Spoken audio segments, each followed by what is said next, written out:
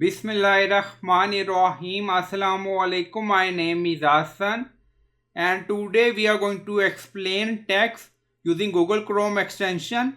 So we are using this extension Cider. So you can add in your Google Chrome. Now you see we added already Cider chat with all. Now back to website.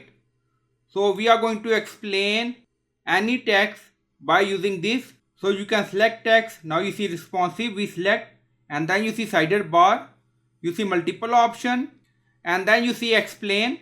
So you can select any text. When you select, then you see this Cider bar. So click on explain. Now you see Cider Google Chrome extension explain responsive text. Now you see all text. If you want, you can click on continue in chat, or you can use read aloud. So this Google Chrome extension read all these text for us. So you can find out any text explanation by using this Google Chrome extension. So I hope you like this video. Please like, comment, share, subscribe. Thank you for watching.